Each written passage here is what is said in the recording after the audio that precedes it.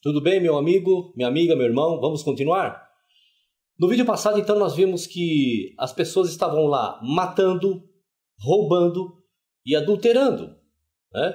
E nós vimos no vídeo anterior as passagens de Davi. Tinha diversas mulheres, concubinas, filhos de tudo quanto é lugar, não é isso? E eu fiz uma pergunta: o que é que Deus falou dessas atitudes de Davi? Bom, pelo que a gente entende, né, Deus tinha que repreender Davi sobre todas aquelas atitudes, porque ele não saiu uma vez. Porque as pessoas sempre se lembram, né, da mulher de Urias. Nós vamos falar sobre ela também. Mas só se lembram dela, mas não sabem que Davi teve diversas mulheres. Nós vimos lá. Era só você dar uma olhadinha lá na Bíblia, nas passagens. Vamos lá. Então, o que Deus diz disso? Vamos lá.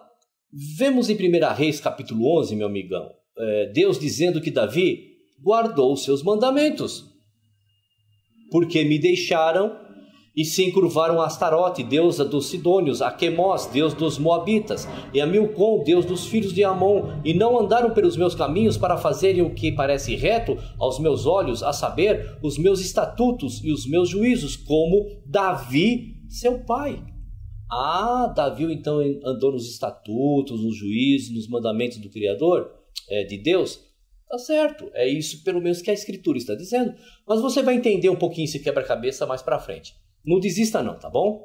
Em várias outras passagens, elogiam Davi, dizendo que ele fez o que era reto aos olhos de Deus. 1 Reis capítulo 3. E se andares nos meus caminhos, guardando os meus estatutos e os meus mandamentos, como andou Davi, teu pai, também prolongarei os teus dias. Davi andou bastante mesmo. Em 1 Reis capítulo 11, diz lá: porque sucedeu que, no tempo da velhice de Salomão, suas mulheres lhe perverteram o coração para seguir outros deuses. E o seu coração não era perfeito para com o Criador, para com Deus, para com o Altíssimo, né? Como o coração de Davi, seu pai. Assim fez Salomão o que era mal aos olhos de Deus, e não perseverou em seguir ao Senhor como Davi, seu pai. Vamos a outra passagem?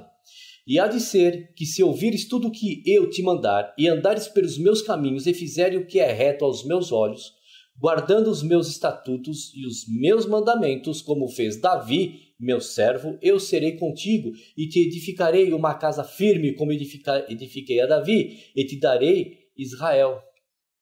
E principalmente, meu querido, vemos 1 Reis capítulo 15, a Escritura, dizendo que Davi fez o que era reto aos olhos de Deus e não desviou de nada em toda a sua vida, só errando no caso de mandar Urias para o fronte de batalha para morrer e ficar com a mulher dele.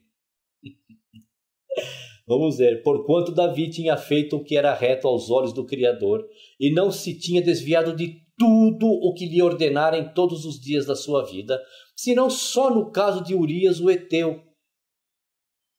Aí você pergunta: como assim só errou no caso de Urias? E todos os adultérios que Davi cometeu, tendo diversas mulheres e tantas concubinas? Meu amigão, está começando a cair a ficha para você? Que Davi, aos olhos de Deus, segundo as Escrituras, cumpriu todos os estatutos. Não falhou em nenhum momento, a não ser só a passagem de Urias. E você pode perguntar: como assim? E as concubinas, as amantes que ele teve? E além disso, Deus ainda disse que deu mulheres a Davi. 2 Samuel, capítulo 12. Então disse Natã a Davi: tu és este homem, assim diz o Criador de Israel: eu te ungi rei sobre Israel, e eu te livrei das mãos de Saul, e te dei a casa de teu senhor e as mulheres, plural, e as mulheres de teu senhor em teu seio, e também te dei a casa de Israel e de Judá. E se isto é pouco, mais te acrescentaria tais e tais coisas. Está dizendo, e se é pouco tudo isso que eu estou dando, Deus vai te dar todas essas outras coisas. Deus diz para não adulterar, e depois dá várias mulheres para Davi. Meu amigão, como é que é isso? Também Salomão só foi criticado na Escritura por ter se casado com mulheres estrangeiras, mas não por ter várias mulheres. 1 Reis capítulo 11. E o rei Salomão amou muitas mulheres estranhas, e isso além da filha de Faraó, moabitas, amonitas, edomitas, sidônias e etéias, das nações de que Deus tinha dito aos filhos de Israel. Meu amigão, a crítica não é porque ele teve diversas mulheres, é porque ele teve mulheres estranhas. Está caindo a ficha? Está entendendo? E isso muito tempo depois de ter sido dado o mandamento, não adulterarás. Então, podia ou não podia adulterar? Como é que é essa história? E para aqueles que alegam que os 10 mandamentos já existiam antes do Sinai, eu cito o seguinte, Gênesis capítulo 26, Isaac mente ao dizer que era irmão de sua mulher e Deus ainda o abençoa. Assim habitou Isaac em Gerar e perguntando-lhe os varões daquele lugar acerca de sua mulher, disse, é minha irmã, porque temia dizer, é minha mulher, para que porventura, dizia ele, não me matem os varões daquele lugar por amor de Rebeca, porque era formosa à vista. Bom, você que diz aí que os mandamentos foram dados lá no Éden, né? Lá atrás, lá onde estava Adão e Eva, tá? Você afirma isso. Né? E aí? O homem mentiu. Gênesis 27 também tem outra passaginha. Uma passagem lá de Jacó, que mente e engana o próprio pai, se passando por seu irmão. Gênesis 29 e 30, Jacó casa com 2 mulheres e tem relações também com 2 escravas. Gênesis 30, Raquel aluga o marido para a irmã em troca de plantas e Deus ainda atende os pedidos. E principalmente em Deuteronômio capítulo 5, Moisés, antes de citar os 10 mandamentos, disse que tal aliança não foi feita com os pais ou antepassados do povo de Moisés, mas sim com aqueles que estavam vivos naquele dia no Sinai. Meu querido, você diz, minha querida, você diz que os mandamentos, eles são desde Gênesis, e aí essas pessoas que fizeram isso? Não adianta passar na sua cabeça, A mais, A menos. Se é A mais ou A menos para eles, A mais, A menos para todos os seres humanos. Aliás, este é um dos motivos porque os adventistas aprendem a citar somente Êxodo 20 como passagem referente aos 10 mandamentos. O Senhor nosso Deus fez conosco concerto em Horebe. Não foi com nossos pais que fez o Senhor este concerto, senão conosco, todos os que hoje aqui estamos vivos. Agora eu lhe pergunto, os guardadores de lei, que afirmam que foi dado antes. O próprio Moisés está afirmando que esses mandamentos não foram dados lá. Antes, foram dados na época em que Moisés estava lá. Mas vamos voltar ao foco. E agora, como ficamos? Podia matar, podia adulterar, podia mentir, podia roubar? A Escritura se contradiz, meu irmão? Podia, porque nós estamos vendo todo esse povo fazendo isso e Deus ainda abençoando, confirmando. Podia fazer isso? A Escritura se contradiz? Não, né? Não. A Escritura não se contradiz, caro irmão, cara irmã. A resposta está na questão do próximo. Lembra? A questão está no fator do próximo. Analisando essas e outras passagens, conclui-se que o meu próximo na antiga aliança era o meu próximo judeu, o meu próximo israelita. Antes e depois do decálogo, quem era do meu povo hebreu, é quem era o meu próximo. Era assim, meu amigão. Não posso levantar um falso testemunha contra o meu próximo. E quem era o meu próximo? No contexto, era o hebreu. Era o israelita. Não era toda a humanidade. Tanto que você está vendo as passagens aí, matando, roubando, adulterando outros. Mas não o meu próximo. O judeu, o hebreu, o israelita. Uma prova disso, meu querido, é o que fez Moisés em Êxodo capítulo 2, onde ele vê um egípcio, lembra, espancando um hebreu, um do seu povo. Matou o egípcio e escondeu o corpo. E no dia seguinte viu um hebreu espancando outro hebreu. Vamos lá, ele vê um egípcio espancando um hebreu Ele vai lá, mata o egípcio e esconde o corpo. Você conhece a história. E logo em seguida, ele vê um hebreu espancando outro hebreu. Mas neste caso, Moisés não apartou-os e disse ao agressor: por que espancas o teu próximo? Entendeu a conotação de próximo, meu querido? Neste contexto, o próximo era o hebreu, era o israelita. Era aquele dentre eles, como se fosse um clube fechado, entre eles. Vejam, porque Moisés não fez o mesmo no caso do egípcio. Por que ele não fez? Quando era um estrangeiro espancando um hebreu, matou o estrangeiro. Quando era hebreu contra hebreu, aparta a briga e diz que um é o próximo do outro. E aconteceu naqueles dias que, sendo Moisés já grande, saiu a seus irmãos e atentou nas suas cargas. E viu que um varão egípcio feria a um varão hebreu de seus irmãos. E olhou a uma e a outra banda, e vendo que ninguém ali havia, feriu o egípcio e escondeu-o na areia.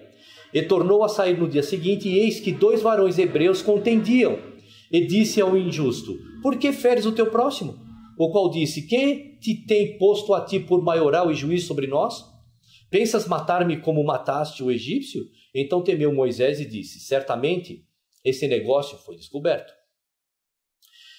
Mas a maior prova está em Mateus capítulo 5, onde o nosso Salvador diz o seguinte, meu querido. Vamos lá. Ouvistes que foi dito: amarás a teu próximo e odiarás ao teu inimigo. Não era essa a ordem? Amarás o teu próximo e odiarás o teu inimigo. O teu próximo é da nação. Ora, quem era o meu próximo para os judeus, meu querido? Quem era? Seriam os filisteus?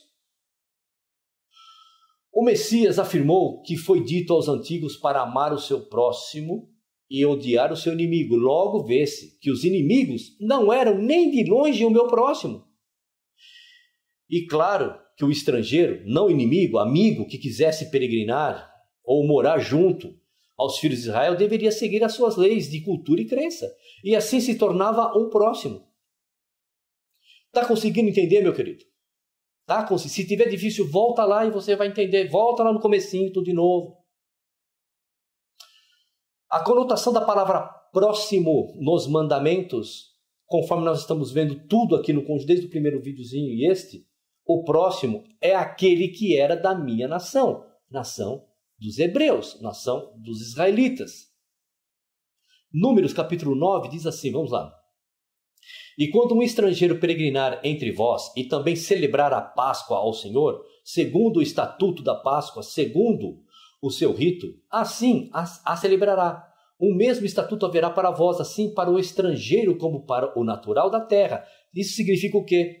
Se o estrangeiro se achegasse a Israel e começasse a praticar a cultura de Israel, aquele estrangeiro se tornava o próximo.